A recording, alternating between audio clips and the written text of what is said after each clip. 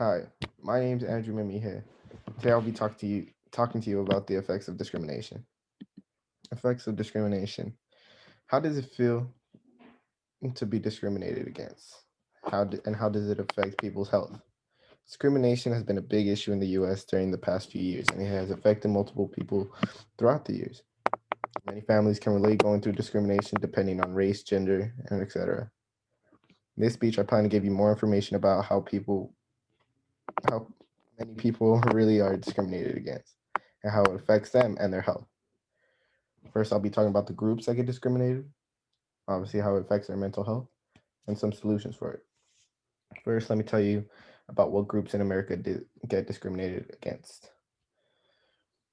According to the APA.org/discrimination, nearly 7 out of 10 adults in the US have experienced some form of discrimination, either being treated with less respect, receiving poor service, or sometimes even being harassed.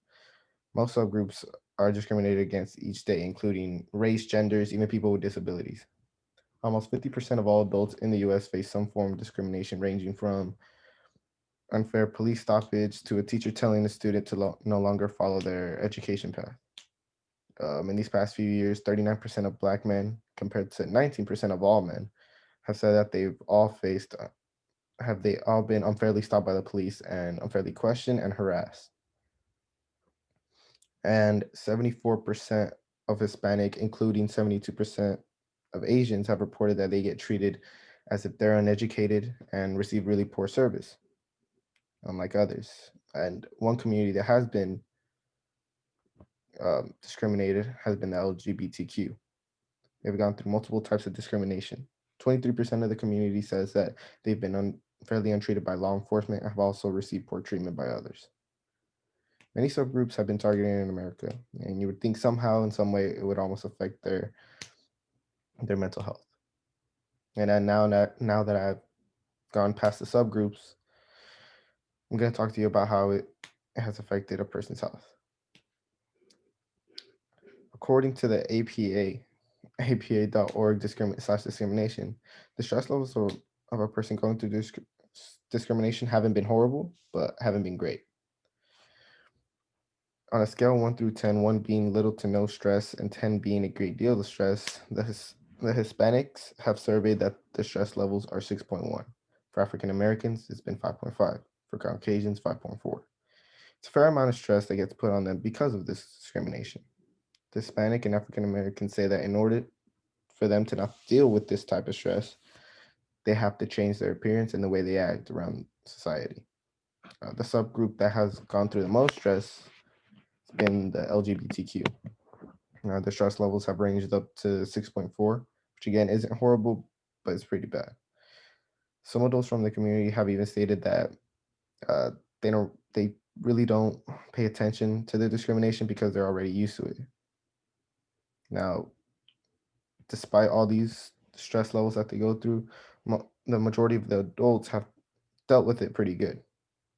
They say that having some kind of support around them helps them a lot.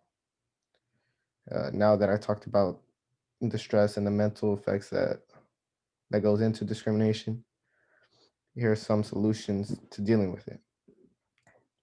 One of the most important ways you can deal with it, according to healthypeople.gov, is speaking to a supportive system around you.